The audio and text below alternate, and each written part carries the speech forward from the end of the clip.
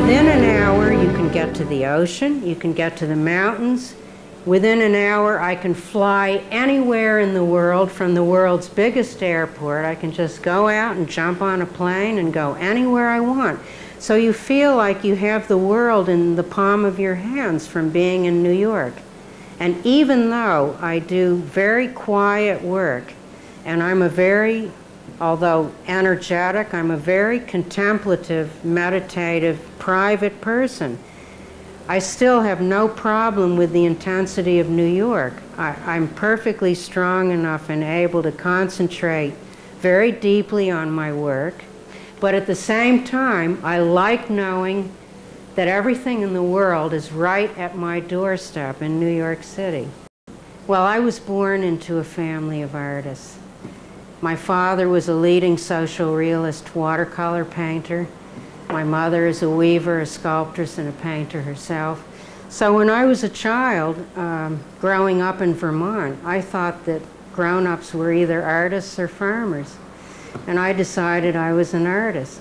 My technique, it's a development.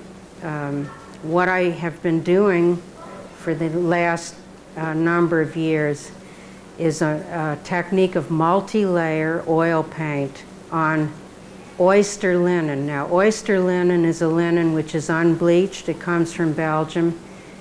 And I chose this linen with great care because part of my final image includes the weave of the linen. And this particular linen I've chosen is used by conservators to reline master paintings around the world in all the great museums because it's so clear. It doesn't have as many bumps in the weave as regular linens do.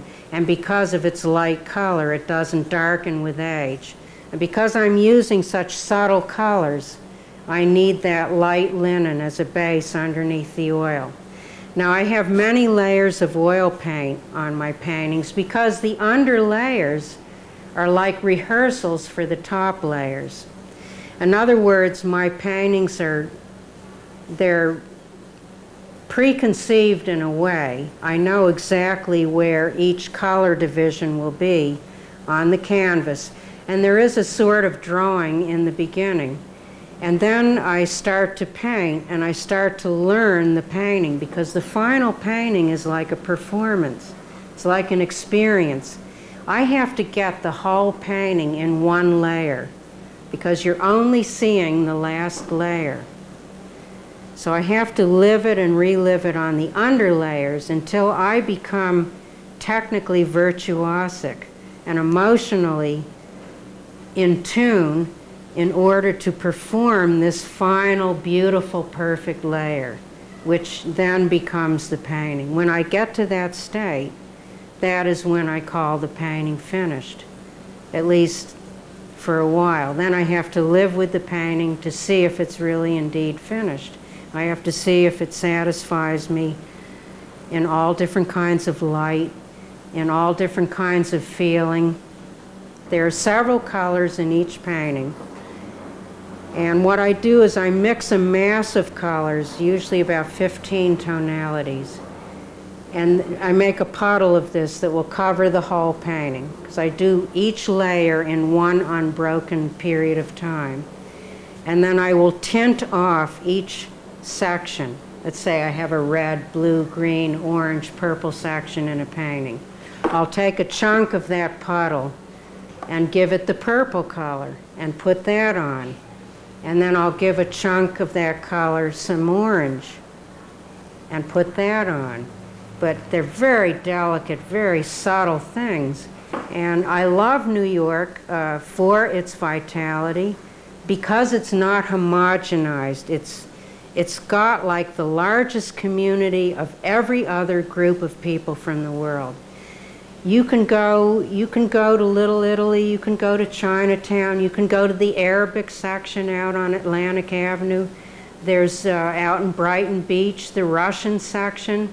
There's an Albanian section up in the Bronx. Any country you want, there's a microcosm right here. Well, photography right now is, because the art market is dropped so much, photography is actually picking up because it's an less expensive art form, and it's easier to collect because it's not as expensive, and they can afford to be more speculation on it because of the lower price tag. So right now photography is having sort of a resurge of people being interested in it.